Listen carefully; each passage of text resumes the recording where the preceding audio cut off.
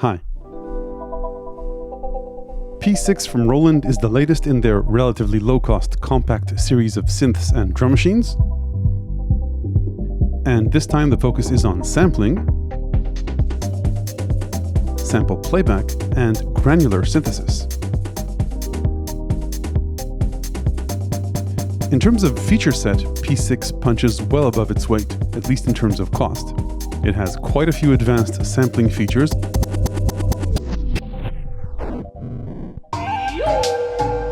including support for multiple sampling bit rates, a sequencer, sample chopping, a granular engine, multiple effects.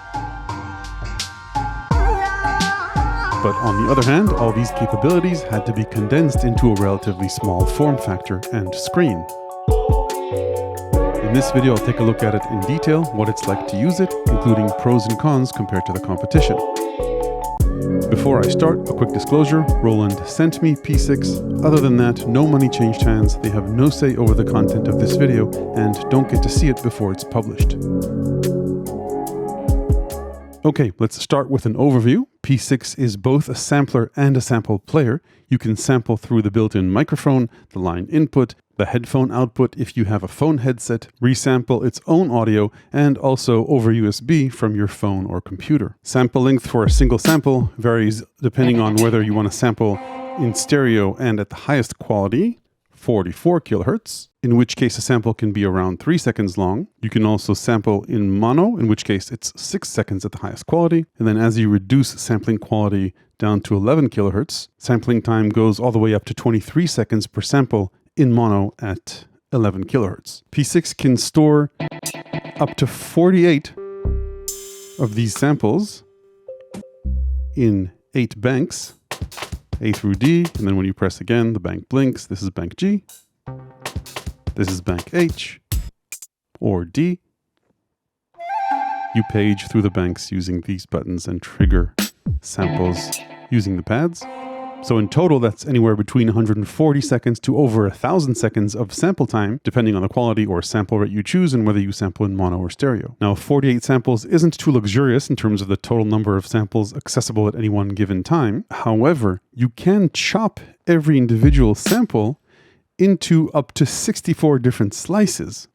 So for example, in this pad, which is a single sample, I've got chops enabled, and these buttons each have a different chop or a different slice of that sample. And you can have up to 64 of these chops. So in this case, I've reached the end of this octave, but if I go one octave up, you can see there are a few more samples here in the lit buttons. The rest are the same. The lit pads are a bit hard to see. Hopefully they can do something about their brightness. The steps and pads, by the way, are not velocity sensitive. However, the internal engine is, and you can either set velocities internally or use an external MIDI keyboard to play the samples chromatically or individually at different levels. Sounds in P-6 aren't just the standalone audio sample, but also a host of other playback settings, including a pitch envelope, an envelope for level and the filter, and a host of other sound design parameters that are available in menus. Besides regular sample playback, P-6 also supports granular playback, meaning chopping up a sample into little bits or grains and creating textures or time stretching or pitch shifting them. And you can use either the internal keyboard or an external MIDI keyboard to play these granular clouds polyphonically and chromatically. You can assign any one of the onboard samples to the granular engine. Moving on, P-6 has 16 voice polyphony and 4 more for the granular engine, so that's 20 in total. You can only sequence 8 voices per step though, so the additional voices will help voice stealing between steps, or if you want to play massive chords using an external keyboard. Regardless of polyphony, each pattern can call upon more than just samples in a single bank. So theoretically, a single pattern can play any one of the 48 onboard samples or the hundreds of onboard chops. Speaking of sequencing, P-6 also has a built-in 64-step sequencer with micro timing and probability, as well as automation of the 4 basic sample parameters. You can store up to 64 patterns on board in 4 banks of 16 patterns each. And just to clarify, all 64 patterns need to draw from the same 48 samples or hundreds of chops. But in terms of sound design, once you've decided how a sample is played back, then it will play back exactly the same way across all 64 patterns, except for the granular pad. Its settings can be custom per pattern. In terms of user interface, I already discussed the pad and bank buttons. These 16 step buttons can do a whole bunch of things. You can use them to select different patterns in pattern mode. You can use them as a chromatic keyboard in keyboard mode, or to sequence steps in a pattern outside of keyboard mode. You can use them as a level meter when sampling, including a peak indicator to let you know when you're clipping. Using Shift, you can use them to access various menus, for example, the pitch envelope menu, in which case you can edit parameters, go back or exit using back, enter to go into a different parameter, choose different menus. So that's how you use them to navigate. When you're using the granular engine, you can use them to see where the grains are across the sample. So imagine this is the entire sample, and this is how the grains are traveling across it. Again, more on this later. Then they've got a step loop mode, where you can play different steps in a pattern, or arpeggiate through multiple steps. And when you're holding the MFX button, you can choose different types of effects. So hopefully I didn't miss anything that they do. Then, as you've already seen me do, you can use the tempo/value encoder to change the tempo of the pattern, or to edit the value of various parameters. The screen, as you see, is a 4-character 7-segment display, so it might be hard sometimes to figure out what's going on. If there's a little dot between 2 letters, it means you're looking at 2 words. So this, for example, is auto pan. Then continuing the tour of the panel, on the top right are various sample editing knobs and buttons. The top center is where you control and edit the currently active effect. So right now, no effect is active, but I could activate the looper and edit its parameters. Sometimes effects have 2 pages of parameters, so up to 6 in total, which you can access with Shift.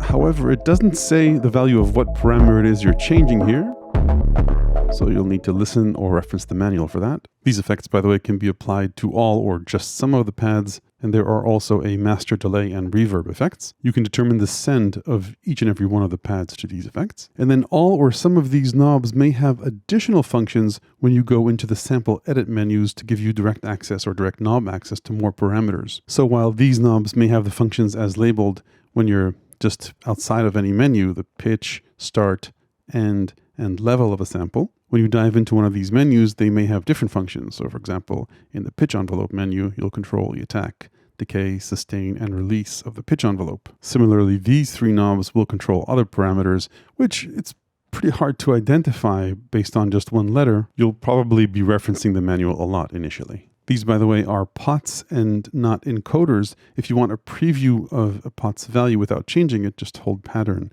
and turn the knob, and you'll see its value and what it controls.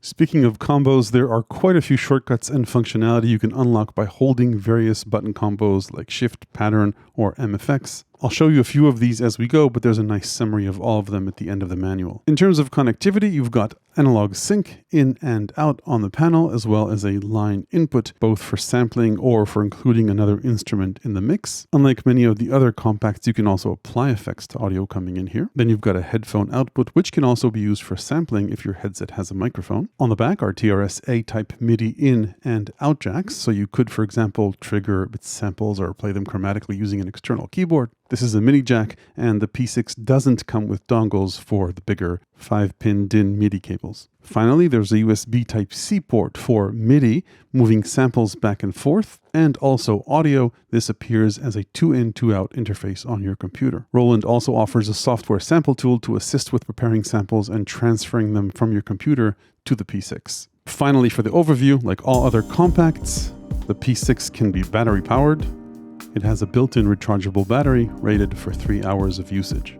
So that's it for the overview. Let's take a look at the details and start with sample playback. The top 4 knobs let you control the pitch of a sample, 2 octaves up and down. Then these two control sample start and end.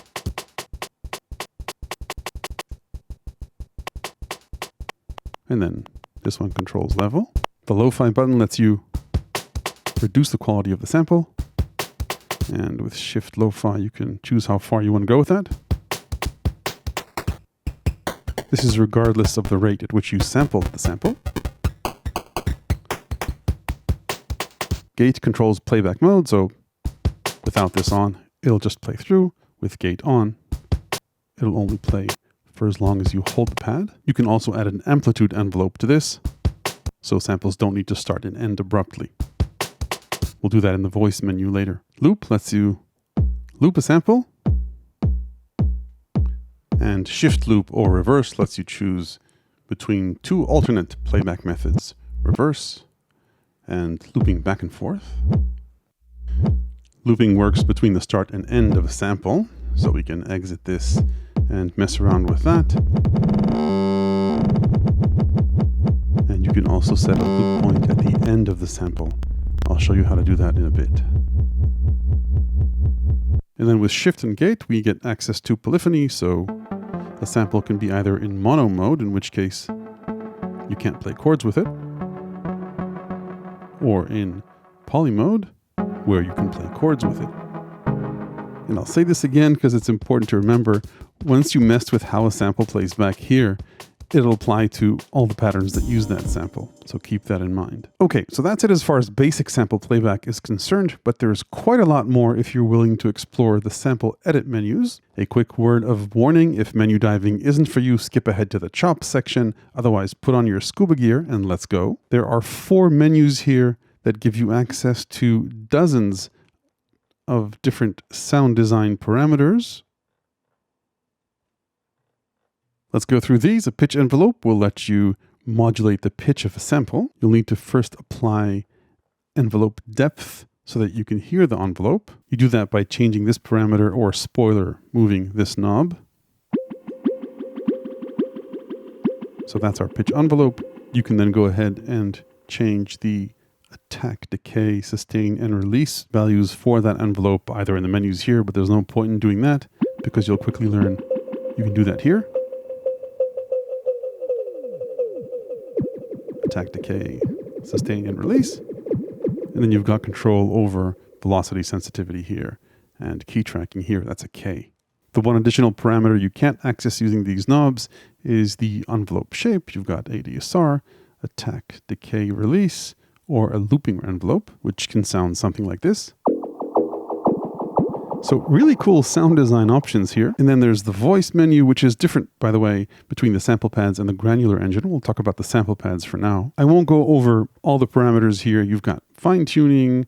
Chop is something we'll discuss in a bit as well. You've got fine-tune control of position as well as loop size. So previously I showed you how loop will loop the entire sample. This lets you narrow down the size of that loop. Then you've got controls for the main envelope. I don't know why they call it a T envelope. It's just an envelope here. And you can brave these menus or just turn these 4 knobs for ADSR. So, for example, this is an attack envelope.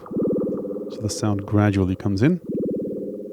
And then there's decay, sustain, and release. You've got the same envelope options here as well, envelope type options. So ADSR, ADR, or a looping envelope. And then you can choose to disconnect the envelope from the amplitude. That's if you want to use it just as a filter envelope, as well as put this pad in a mute group. So that's the voice menu for regular samples, not granular. Then there's the filter menu. You've got a few filter types, low pass, band pass, high pass, and peaking filter. And then beside that, I think pretty much all the other parameters, cutoff, resonance, and so on, can be controlled with these knobs. Remember, if you're worried about making changes without knowing what you're actually going to change, you can touch a knob with pattern and see what it does. So C probably means cutoff. So this is our filter, and R means resonance. There's no separate filter envelope. It uses the same parameters as the regular amp envelope, and the envelope depth lets you point the amp envelope to the filter. And you've even got key tracking and velocity sensitivity, which is pretty awesome in terms of sound design. So that's the filter menu. Let's move on to the mixer menu. Here too, we can go through the parameters manually, but spoiler, these knobs will control these parameters as well. So we've got reverb send and delay send. Panning. And this controls level. And I don't know why they didn't enable these knobs for mixer settings, but if you want auto pan, you'll need to get into here for that. This will give you a few interesting panning options. Another setting you only have in the menus is the choice of bus, where you want to send this sample to. We'll talk about this when we get to effects, but you can send it either to the effects or to bus A or B. Okay, let's get out of the menus for a bit and talk about chops. So like I mentioned earlier, you've got a total of 48 samples, 8 banks of 6 samples, but you can chop up each sample into up to 64 chops. So let's say this sample, if I go into the voice menu and choose chop, select it, then choose how many chops I want to chop it into, let's say 8, then as I exit this menu and make sure that I'm in keyboard mode, I can now no longer play this sample chromatically, but rather play each and every one of the 8 chops. Hopefully you can see that these are lit up and these aren't. So had I chopped it to only 4 chops, then I'd only get 4 chops for the sample. Pressing the other keys, by the way, just repeats the last chop. So let's say go, for example, into a more exciting sample. This one. So this one has chops too. So you can take a beat, chop it up, play it in a different arrangement. You can sequence chops into the sequencer, and these are now set to mono, but if I enable polyphony on this pad, then you can play multiple chops at the same time. What you lose here is the ability to play each chop chromatically with the keyboard or with an external keyboard, but you can change the pitch of all the chops. And this is also a parameter you can automate within a sequence. Chops also work really nicely when combined with step sampling. More on that in the sampling section of this video. Let's move on and talk about the Granular engine. And I've prepared a sample for us to work on. For this is what the sample sounds like. Wanna feel the sun, wanna feel just as it was sampled. In my eyes. Let's use it in the Granular engine. To assign a sample to the Granular engine, you can go to a menu or just hold Pattern, Granular, and choose the sample. By default, the Granular engine scans through the sample at half speed. The way the Granular engine works is that it takes little snippets of the sample and plays them again and again. These snippets are called grains. These knobs, by the way, have different functions. In granular mode, this determines the grain size. So these are really tiny grains. And now they're bigger. And this sets the start point of where we start scanning through the sample. Pitch lets you change the pitch of the grains without changing the scan time. This is as opposed to how regular samples play back, where they'll speed up as you pitch them up and slow down as you pitch them down. Here, playback speed does not change. And that's pretty much all we can do with these knobs. But if we enter the voice menu, this opens up quite a few granular parameters to explore. This playhead that scans through the sample has a speed that we can change. So head speed, playhead speed, starts at half speed. But we can get it to real time, get it faster than real time, or much slower and even reverse. But yeah, spoiler, reverse as well. For that, we'll need to change, by the way, the start point, start head position. So let's move that maybe a bit forward. With shift, by the way, we can make large increments. So now it's starting here, and we can then go through the sample backwards. Okay, let's not do that. Let's go back to playing forward, and moving the position back a bit. Remember to use Shift. Otherwise, you'll be doing this in really small increments. A few other cool parameters, I won't go through the menus for these, is the grain spread. So notice how if we look at the playhead, we're no longer playing samples from just where the playhead is, but rather grabbing samples from before or after it. We've got control over the grain shape.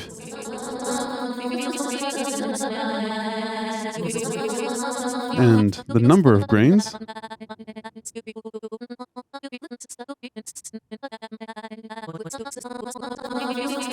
So this is a full-fledged 8-grain granular sampler. And I think we covered almost all the parameters. There's also the ability to control the probability that grains will play back in reverse. Grain playback is in stereo. And there are a few other things, including the envelope controls we talked about earlier. Attack, decay, sustain, release, and envelope type. Okay, so those are the sound design options for regular samples and the granular synth. Let's talk about sequencing. As a reminder, you can store 64 patterns on board, up to 64 steps each, and each of the 64 patterns can play any one of the 48 samples or their chops, or use the granular engine. Besides pattern data, the sequence also stores mute settings, transposition settings, tempo, and reverb and delay settings if you don't set them to global. You can either play live into a pattern using these pads or an external controller, or you can step sequence into the pattern. Let's start with step sequencing. For that, we need to exit keyboard mode. If I play the pattern, nothing happens, but I can easily choose the pad I want to sequence and choose a different pad and sequence that. And you're not limited to using pads from a single bank. You can choose any one of the 8 other banks and use those pads in the same pattern.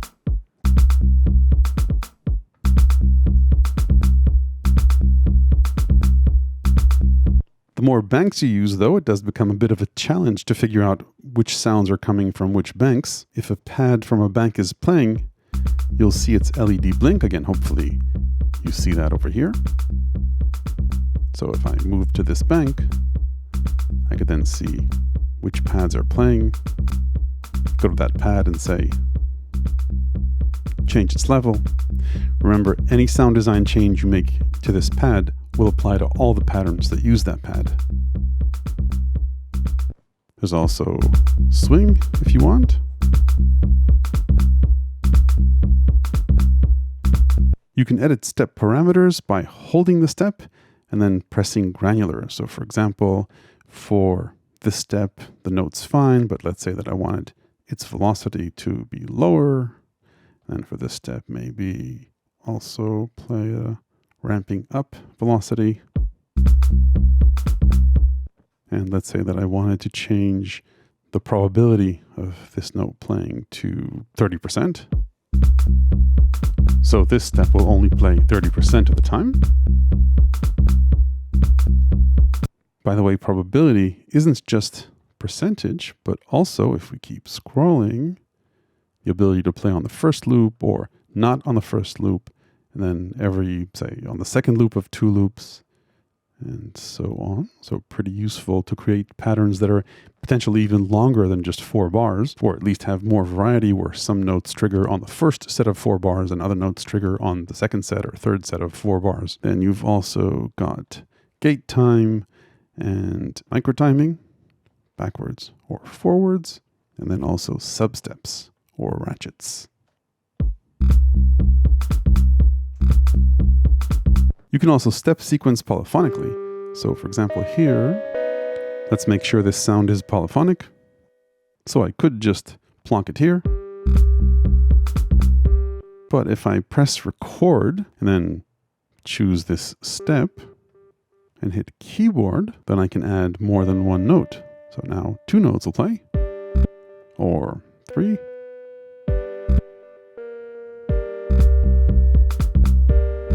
Up to 8 events per step. This applies also to sequencing chops. So you can sequence chops just like you can notes, as long as you have chops enabled for that pad. So that's pretty much how you step sequence. Remember, we can have more than 16 steps. And if we do, we can page through the different pages using Shift and page backwards and forwards, and you'll see which page we're on here. Okay, let's go to a different pattern and look at live sequencing. You can just hit play, record, and play into a pattern, but you might not want to do that without a metronome. So let's clear this pattern, Shift, clear, yes, done. Hit play, turn on the metronome, hit record, and record our pattern.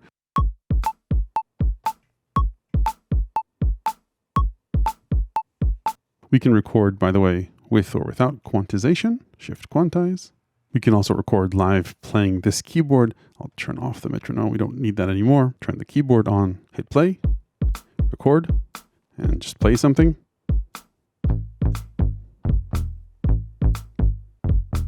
I think quantize could have helped here. You can also play live using an external keyboard. There are a few ways to play live using an external keyboard depending on the MIDI channel you choose. So the way this is set now, channel 11 will trigger a different sample depending on the key you press with velocity sensitivity. And then again, these are just the defaults. Channel 15 will play the active pad chromatically. And even the granular synth gets its own channel, which you can play polyphonically, up to 4 voices. So that's basic sequencing. Let's also talk about automation. I'll get maybe a basic pattern going here. So let's say we've got these hi-hats here. Attempt to do this. So to automate, say, the level of these hi-hats, just hit record and play with levels. And we've automated levels. You can also automate pitch.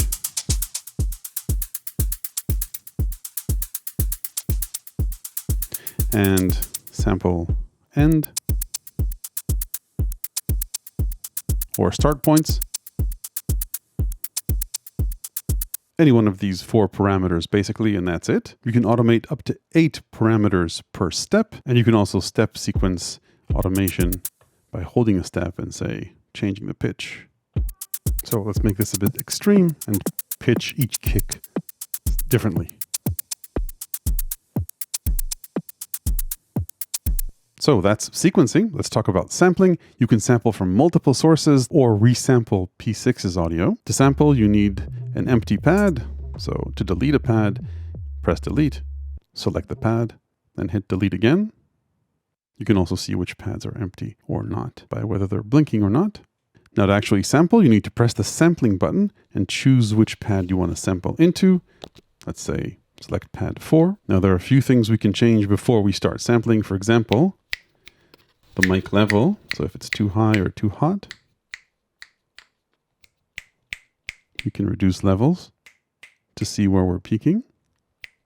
You can turn the microphone off, by the way, with this button if you don't want to sample through the microphone. You can choose the quality of the sample.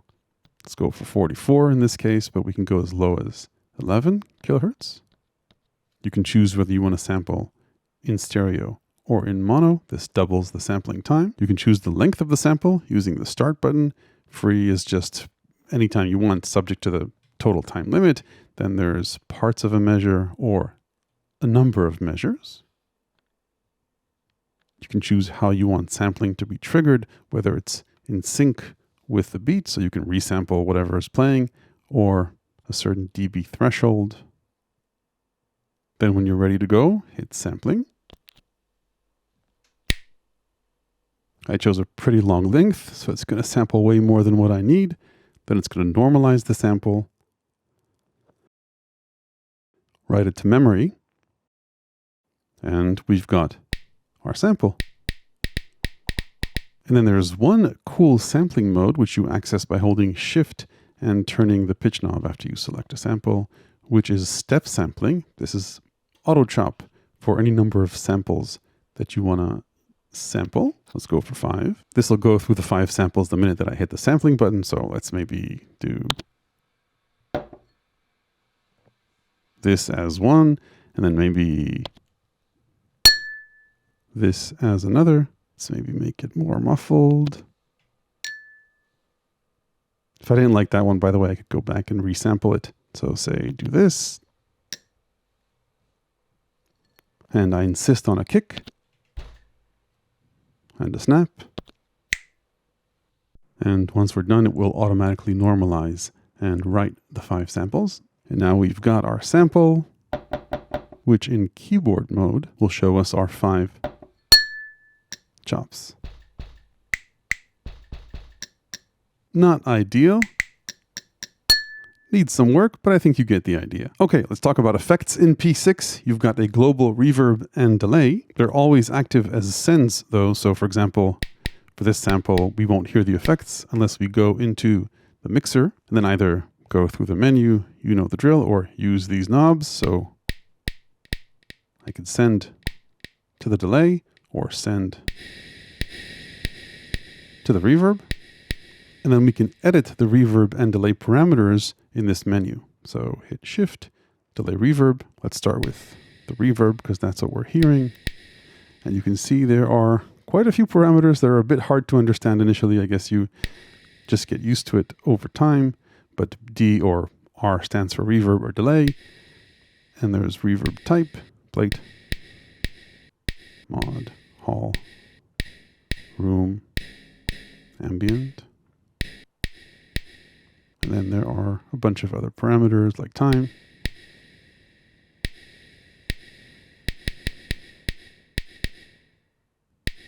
Level, pre-delay, reverb pre-delay.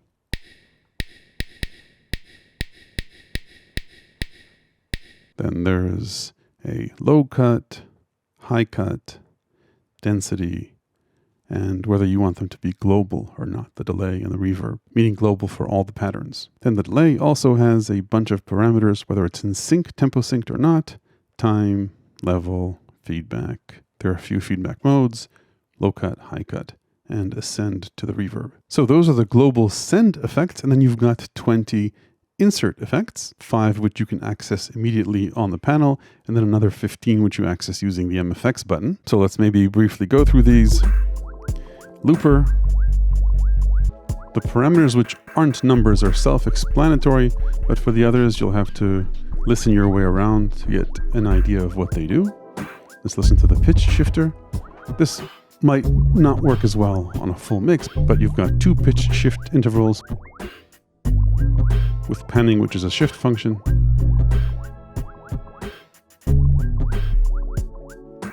This effect is probably better used on a single track. And then you've got a delay.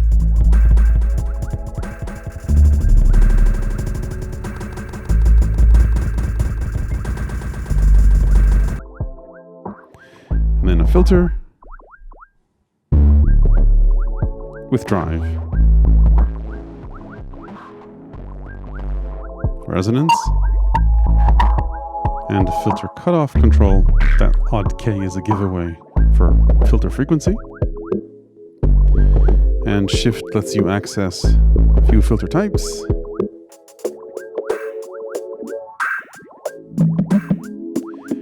Then scatter.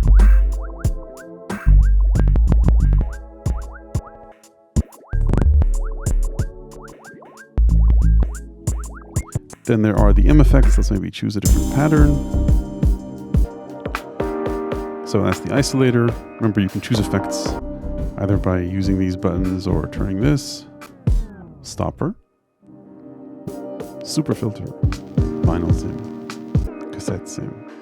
Lo-fi. Reverb. Chorus. Each of these has a bunch of parameters and often shift parameters. Phaser. Tremolo,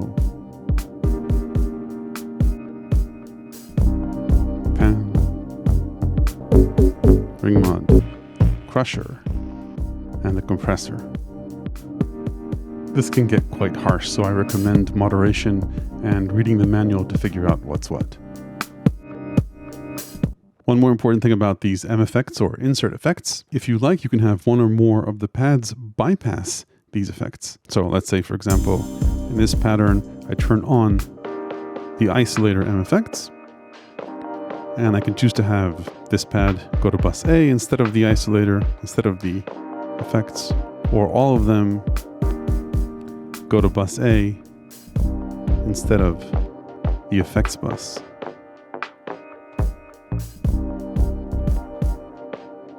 And there are two buses, bus A and bus B. You can send pads to either one, and through a quite obscure shift combo, if you go into the mixer, you can set the level of bus A or bus B using these two knobs, as well as the effects bus.